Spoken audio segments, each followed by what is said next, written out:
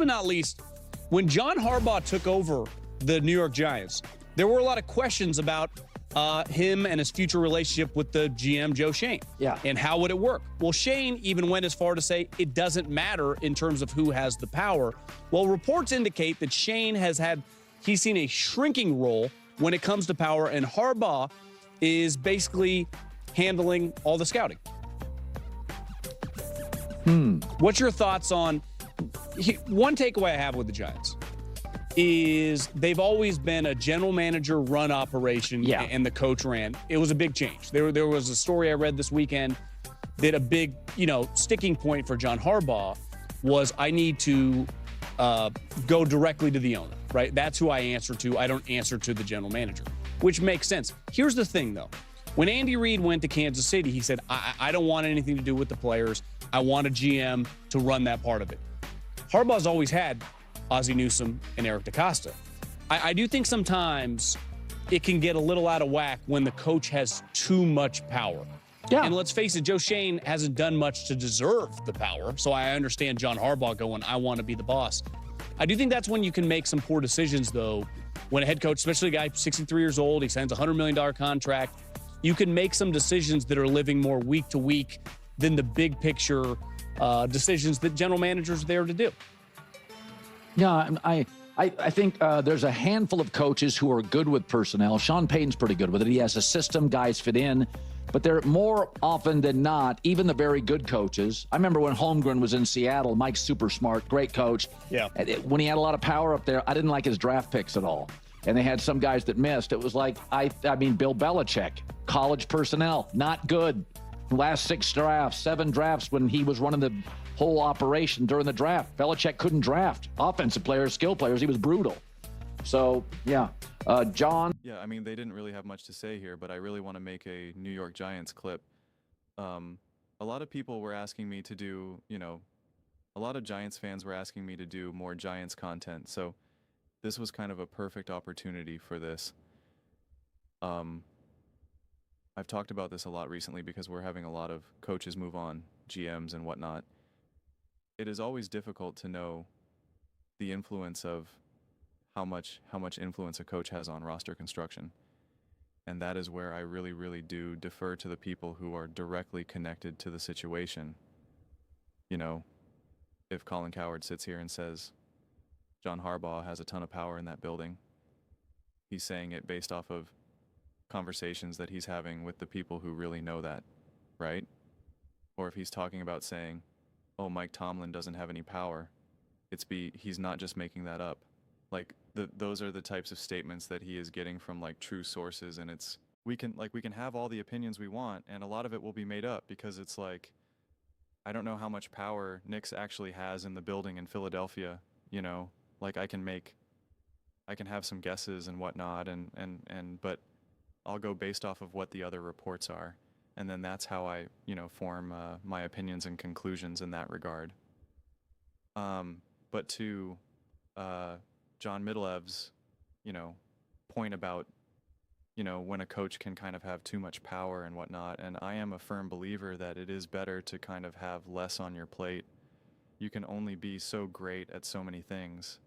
I mean, that's just a fact. It's just an absolute fact.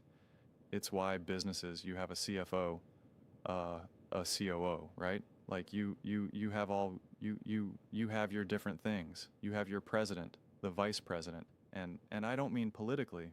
I don't care about anything about politically. Talking about like running businesses, like you have all of that type of stuff because it's hard to do it all. And being a great leader is knowing when to delegate and how to take on when it's your job to take on the burden of something and when to let something go and move on. Sometimes you need to step in. When I was working at one of my old jobs, I remember when I left and I went to the supervisor, he's like, well, do you have any thoughts for, how we can, be better?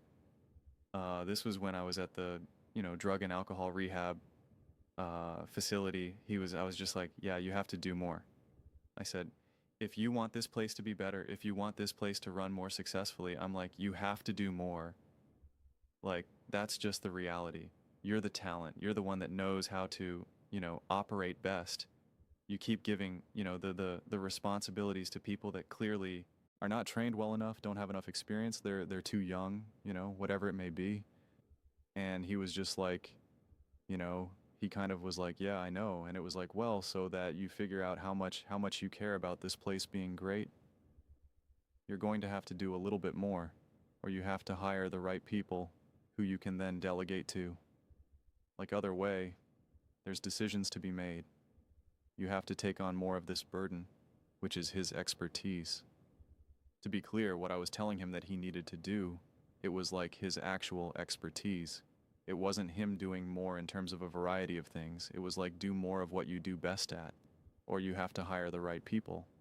And so that's where there's no this inherent plan of how to do it all, successfully in the NFL. But with Harbaugh in this situation, especially, being like, I only answer to the owner and whatnot, like I totally get that. I think when you are the head coach and you reach a certain point, you're like, I'm here to talk to the true. I don't want to talk to someone who's like, well, let me check with the boss, man. Like I don't have time for that. Okay? I don't have time for that. And I think maybe when you're a little bit of a younger coach, sure, but once you reach a certain point, you're like, guys, I'm not going to report to someone who I've been doing this for like 20, I got 20 years on him of experience. I'm not doing that unless he's truly earned the right for that, right? Like then it's different. But that's not the Giants operation right now. So it is an interesting thing. It is, all of this stuff is just, to me right now, interesting data points. Interesting data points. I'd love to know what the true expectations are for the Giants right now inside that building, what they believe they can do.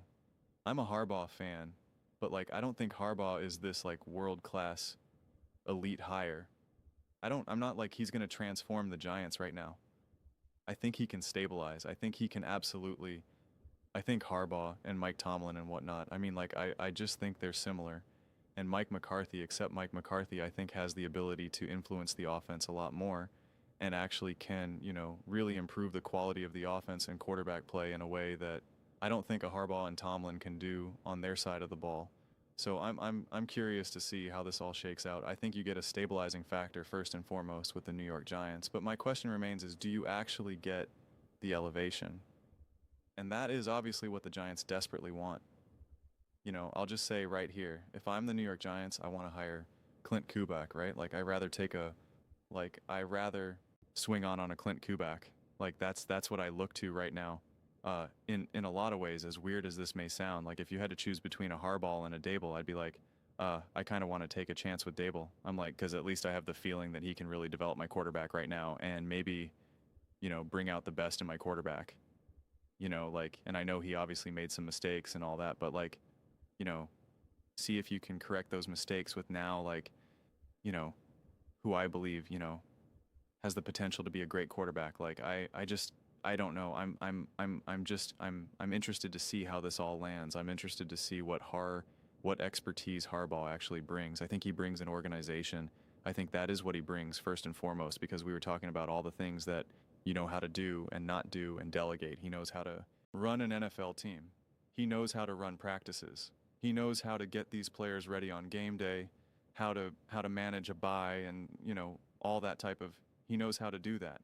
Does he know how to elevate in those moments?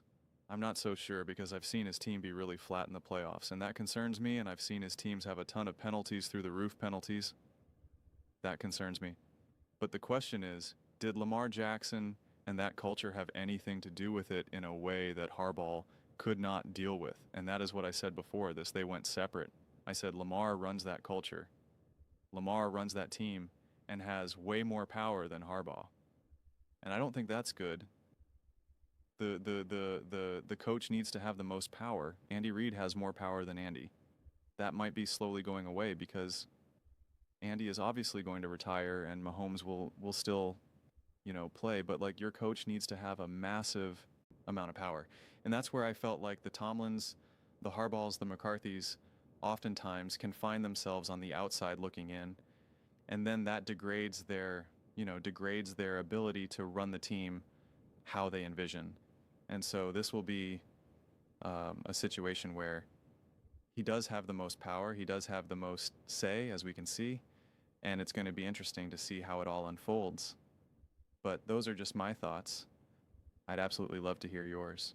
What do you guys all think about the New York Giants, Harbaugh and Joe Shane, all this type of stuff that's going down in New York? Let me know your thoughts. I read every single comment, so you agree with me or disagree with me. Either way, let's get to some discussions, let's get to some fights, but ultimately, let's just have some fun. And please do consider subscribing. We're building an amazing community here, and I absolutely love to see you part of it. I want to build something that we all generally feel connected to, something that we're really excited to be part of. I think we're well on our way to doing it. Please don't forget to give this video a thumbs up. Really does help the visibility and the algorithm. Thank you so much.